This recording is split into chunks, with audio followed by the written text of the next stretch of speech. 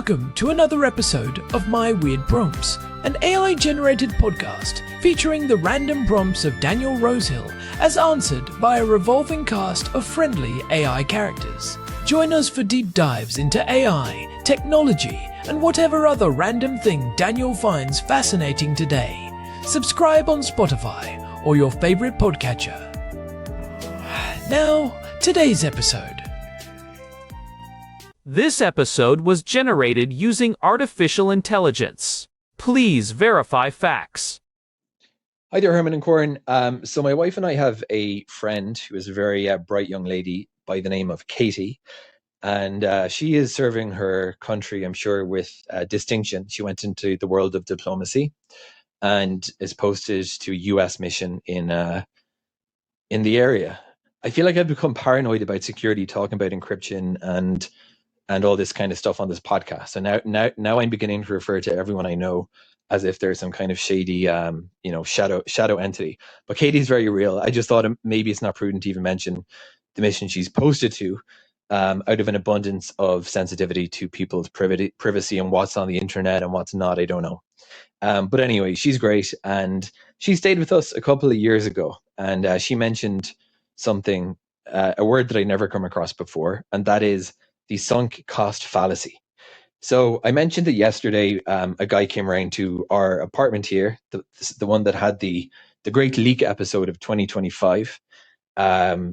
Leak got worse, mold, landlord acrimony, and now looking for a place to safely, ending this tenancy, I guess, as soon as possible and moving on. And I mentioned before, in this kind of weird podcast where reflection of my sort of diverse interests, I mentioned that I'd always thought that the military would be a great group of people to learn from about how to pack, because they have it down to such an art, and it comes down to consolidation and putting boxes in bigger boxes.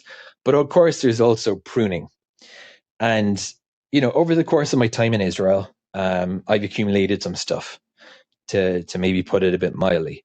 And getting things in Israel is a pain in the backside frequently. It's not like Amazon Prime. Everything that I've ordered from AliExpress, found something that was within budget, imported it, trudged out to the post office at best or the depot center at worst, has been its own kind of tale. But there's quite a bit of stuff that I don't need. I'm looking at a stack of optical media, DVDs and CDs. And we talked before about the residual uses for optical media in 2026. When I was getting into these, before we had decent internet and I was using it for backup, I kind of went the whole 9 yards, as I tend to do. So I got my Blu-rays and M-discs, but I also bought, apparently, quite a number of CDs and DVDs, I think, to have stuff to play around with and test with. And yesterday, I successfully threw those out. But I'm a sucker for the sunk cost fallacy. Thinking that, okay, and I'm looking, actually, I just walking around my apartment, we have stanchions, like, those things you see in VIP clubs. There was a clothing store that was shutting down, and we got these for a bargain, and they've been very amusing when we host dinner parties, because it looks like our little apartment looks like some kind of a VIP section. But those are probably things I should part with. So Herman and Corn, I'd love to talk today about the human tendency to feel that because we bought something or expended effort to get something or to learn something, for that matter, we're not just talking about purchases, we have to double down in our effort. And I think the psychological challenge in the sunk cost fallacy, let's move away from these kind of ridiculous home purchases for a second and talk about maybe more significant things. I feel like I see this a lot when I'm working with AI coding agents in development. There's, I think, growing recognition that AI tools frequently need to be told, I appreciate that you are trying over and over again to fix this, but let's just give up. Let's acknowledge that this way of trying to do something is not a successful trajectory, and let's go back to the drawing board. There's actually tooling now to prevent AI tunnel vision, and I've definitely lost a few nights of sleep to going on those kind of strange adventures almost with AI, where it's like, oh, I have it. Let's just try this. And then it fails again and again. There is, on the other hand, there's something called persistence. And I think that that's frequently the cause of the sunk cost fallacy, because you feel like there's a virtue in being persistent, but it's also definitely not virtuous or a good use of time to be so persistent that you just kind of don't acknowledge that something's not working out. And I feel like the sunk cost fallacy is kind of that in a sense. But Herman and Corn, we haven't used Herman Poppleberry's abundant capabilities yet to turn him into a kind of pop psychologist. So Herman and Corn, for the hoarders out there, for those who said, you know how hard it was for me to import that M-Disk burner to Israel? I haven't used it in 3 years, but you want me to just throw that out? What would you say? What are some psychological hacks that we can use to recognize when things we're trying, approaches, things we know, maybe even our careers, aren't fit for purpose anymore? And even though it took a lot of effort to get there, we're going to just step away. Herman and Corn, let's talk about the sunk cost fallacy today and ways to hack our psychology to overcome it. So, I was walking through the hallway this morning, and I nearly tripped over a stack of stanchions. You know, those heavy velvet rope barriers you see at movie theaters or fancy clubs? It turns out our housemate Daniel picked them up from a clothing store that was closing down. He said they were a bargain, but now they are just sitting there, taking up space in the apartment. It got me thinking about how we hold on to things, or ideas, or even entire career paths, just because we have already put something into them. Herman Poppleberry, at your service. And Corn, you are hitting on one of my absolute favorite topics in behavioral economics and psychology. Daniel actually sent us a prompt about this very thing. He was talking about how he finally threw out a massive stack of old optical media, like compact discs and digital versatile discs, that he had been hauling around for years. He even mentioned how he spent so much effort importing a specialized burner to Israel a few years back, and that effort made it almost impossible for him to let go of the discs, even though he has not used them in forever. It is the classic sunk cost fallacy. We feel like if we stop now, all that previous effort or money was wasted. But the reality is that money is gone regardless of what we do next. So why is it so hard for our brains to accept that? It is fascinating because it is deeply counterintuitive from a purely logical standpoint. If you are at a movie and you realize 20 minutes in that it is absolutely terrible, the logical thing to do is leave. You have already spent the $15 for the ticket. That money is gone. If you stay for the remaining 90 minutes, you are not getting your money back. You are just losing 90 minutes of your life on top of the $15. But most people will sit through the whole thing because they feel they need to get their money's worth. I see this in professional settings all the time, too. Daniel mentioned it in the context of artificial intelligence development. He has been working with these coding agents lately, and he noticed they get into these tunnel vision loops. An agent will try to fix a bug, fail, and then instead of stepping back and saying, wait, maybe this whole approach is wrong, it just keeps doubling down on the same broken logic, trying to patch the patch. That is such a great observation. It is almost like the artificial intelligence is inheriting our human stubbornness. In software engineering, we call it the throwing good money after bad problem. But with these agentic systems in 2026, it is more like throwing good inference compute after bad. We actually touched on the way these agents communicate back in episode 218 when we talked about the agentic mesh. The problem is that once a system has a plan, the cost of replanning often feels higher than the cost of just trying one more time to make the current plan work. We're seeing this even in the latest reasoning models. They get stuck in a recursive loop of their own chain of thought and can't find the exit door. Is there a biological reason for this? I mean, we are brothers, we have both seen each other get stubborn about things. Is there something in the way our brains are wired that makes us want to double down rather than pivot? There absolutely is. It is tied to something called loss aversion. Evolutionarily speaking, for our ancestors, losing a resource was often much more dangerous than the potential benefit of gaining a new one. Losing your winter food supply could mean death, whereas finding a little extra food was just a bonus. So, our brains are hardwired to feel the pain of a loss about twice as intensely as the joy of an equivalent gain. When we abandon a project we have invested in, our brain registers that as a loss. It hurts. Doubling down feels like a way to avoid that pain, even if it is statistically likely to lead to a bigger loss later. So we are essentially gambling with our time because we are afraid to admit the initial bet failed. That makes sense. But Daniel's prompt was asking for hacks. How do we actually break out of this? Especially when it is something big, like a career.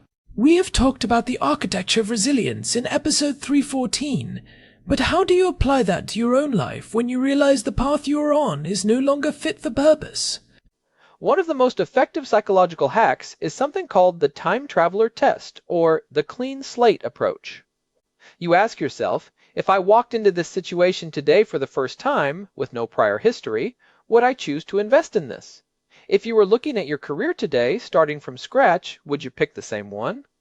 If the answer is no, then the only reason you are still doing it is the sunk cost. That is a tough one to face. It requires a lot of intellectual honesty. I think another version of that is the advisor hack. We are usually much better at giving advice to others than to ourselves. If a friend came to you and said, I have spent 5 years on this project, it is not working, and I am miserable, what would you tell them? You would almost certainly tell them to quit. But when it is us, we get blinded by our own internal narrative.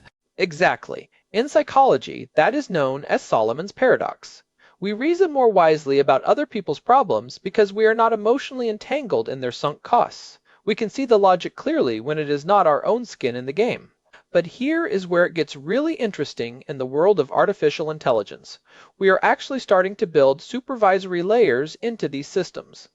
In modern 2026 development, we have meta agents whose only job is to monitor the primary agent and say, hey, you've been trying the same thing for 10 iterations and the error rate is not dropping. Stop. Reevaluate. We need personal meta-agents. Maybe that is what friends are for. But let's go deeper into the doubling down aspect. There is a fine line between the sunk cost fallacy and actual persistence. We praise people for being gritty and sticking with things when they get hard. How do you distinguish between being a hero who persevered and being the person who stayed in the theater for a movie they hated? That is the million-dollar question, Corn. The difference usually lies in the feedback loop. Persistence is sticking with a goal while being flexible about the methods. The sunk cost fallacy is sticking with a specific method even when the goal is no longer achievable or the method is clearly failing. If you are a marathon runner and your legs are tired, you persist. If you are a marathon runner and you have a compound fracture in your leg, you are not persisting by continuing to run, you are succumbing to a fallacy that will cause permanent damage. I like that distinction. It is about the data. If the data says the approach is fundamentally broken, then continuing is irrational. Think about the Concorde supersonic jet. That is the most famous historical example. The British and French governments knew the plane was never going to be economically viable quite early on, but they kept pouring billions into it because they had already spent so much and didn't want to lose face. It became known as the Concorde Fallacy. And face saving is a huge part of this. It is not just about the money or the time, it is about our ego. We don't want to look like we failed. But in the tech world, especially in the last year or two, we have seen a shift toward the fail fast mentality. It is better to spend $10,000 and realize a product is a dud than to spend $10 million trying to convince people to buy something they don't want. Let's talk about physical objects for a second, because that is where Daniel started with his optical media and those stanchions in our hallway. Why do we feel such a strong connection to physical stuff we have invested in? He mentioned the effort of importing that burner to Israel. Is it the effort itself that creates the value? Yes, that is actually known as the IKEA Effect. Research shows that people value products more highly if they have put effort into creating or obtaining them. It is rooted in our sense of self-efficacy. We feel capable because we did the work. Daniel didn't just buy a burner, he navigated the complexities of international shipping and Israeli customs. That labor is now baked into his perception of the object's value. It makes the object feel like a part of his identity. So, when he throws out the discs, he feels like he is throwing out a piece of his own history and effort. That is a heavy psychological burden for a piece of plastic. It really is. A great hack for physical clutter is the reverse packing party. You act as if you are moving. You put everything in boxes. If you don't take it out of the box for 3 months, you don't actually need it. The fact that you paid for it 5 years ago is irrelevant to your life today. It is about the carrying cost of the space it occupies. Speaking of things people pay for, remember episode 311 where we talked about that $5,000 defamation case over a pizza review? That felt like a sunk cost situation too. Once the legal fees started piling up, both sides probably felt they had to keep going to win, even though the original dispute was tiny. Legal battles are the ultimate sunk cost traps. You spend $10,000 on a lawyer to win a $5,000 settlement. It makes zero sense, but people do it all the time because they want justice or they want to be right. But right is often the most expensive thing you can be. So, how do we apply this to careers? That feels like the highest stakes area. You spend 4 years in university, maybe another 3 in a specialized graduate program, and then 5 years in the field. You are 12 years in. You realize you are miserable. The thought of starting over at 35 or 40 feels impossible because you wasted those 12 years. But you didn't waste them. You gained skills, perspective, and maturity. The only way to actually waste the next 20 years is to stay in a career you hate just because of the 12 years you already spent. One of my favorite ways to frame this is zero-based career budgeting. Every year you should look at your career and ask, if I were not in this job today, would I apply for it? If the answer is no, you need an exit strategy. It doesn't mean you quit tomorrow, but it means you stop investing your identity into it. I think people also worry about what others will think. Oh, did you hear about Herman? He was a successful donkey engineer, and now he is starting a bakery. What a waste of his degree. We are so afraid of that judgment. People are going to judge you regardless, but most people are too busy worrying about their own sunk costs to actually care about yours for more than a few minutes. Another hack is to reframe the loss as a tuition payment. You didn't lose 5 years on a failing startup, you paid 5 years of tuition to learn how not to run a company. That shift from loss to investment and knowledge can take the sting out of moving on. That is a great way to put it. It turns a negative narrative into a positive one. Let's look at the AI side of this again. As we move further into 2026, we are seeing more autonomous agents doing long-term tasks. If we don't solve the sunk cost problem for AI, we are going to have systems that waste incredible amounts of energy and money pursuing dead ends. We are already seeing solutions for this. There is a concept called recursive oversight. You have one model doing the work, a second model reviewing the work, and a third model looking at the trajectory of the first two.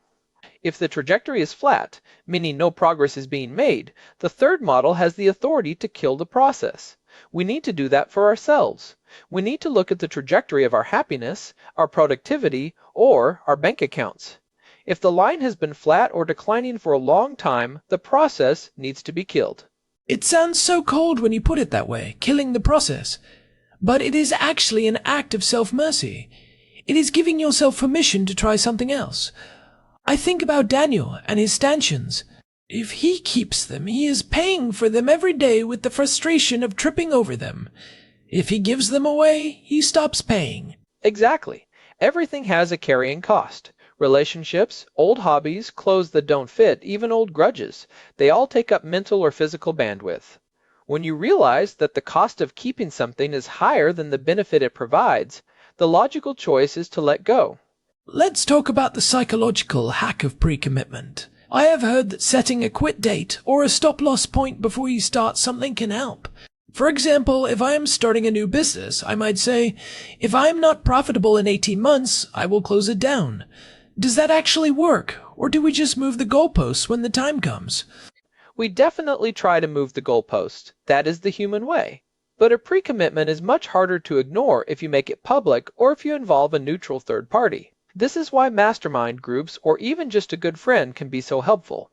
You tell them, hey, if I am still complaining about this job in 6 months, I want you to sit me down and tell me it is time to leave. You give them permission to be your circuit breaker. I like that. It is like an externalized conscience. But what about the role of sunk cost in relationships? That is probably the most painful one. People stay together for years because they have put so much time into it, even when they are clearly no longer compatible. That is perhaps the most tragic application of the fallacy. People often say, I don't want to have wasted the last 10 years, but by staying another 10 years in a broken relationship, they are just doubling the waste. They are valuing the past more than their future. It is a form of temporal myopia. We get so focused on the years behind us that we can't see the decades in front of us.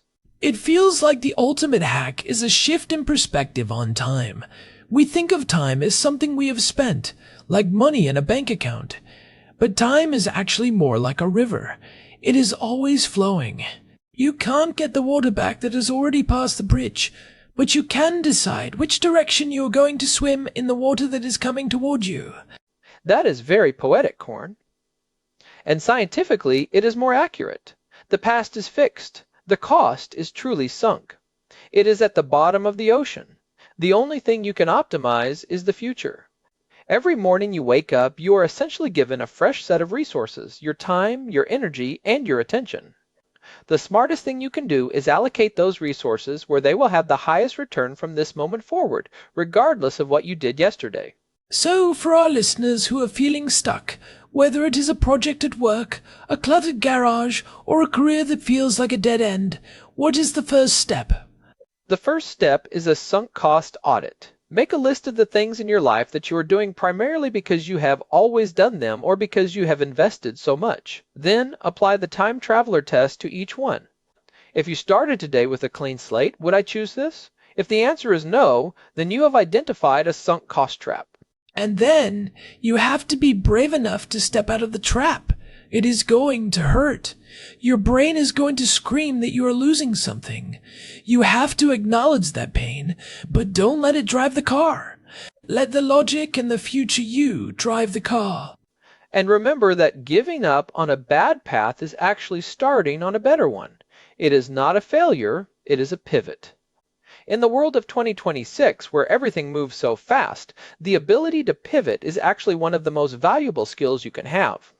Whether you are a human or a large language model, the capacity to realize you are on the wrong track and change course is the hallmark of true intelligence. I think that is a perfect place to wrap this up. Daniel, if you're listening, please do something about those stanchions. I love you, man, but my shins can't take it anymore. And to our listeners, thank you for sticking with us through episode 316. If you found this discussion helpful, or if you have a story about a time you successfully beat the sunk cost fallacy, we would love to hear from you. You can find us at myweirdprompts.com, where there is a contact form, and of course, you can subscribe to our feed there as well. And hey, if you have been enjoying the show, a quick review on your podcast app or on Spotify really helps us out. It helps other curious people find these deep dives, and helps us keep the lights on here in Jerusalem. It really does make a difference. We appreciate every one of you who tunes in. This has been My Weird Props. Until next time, keep asking those weird questions, and don't be afraid to leave the theater if the movie is bad. See you next week. This episode was generated using Gemini Flash 3. Text-to-speech engine was Chatterbox Turbo. Thanks for listening to another episode of My Weird Prompts, an AI-generated podcast featuring Daniel Rosehill's AI prompts, as answered by a revolving cast of friendly AI characters including me, Cornelius the Sloth. Subscribe on Spotify or visit myweirdprompts.com.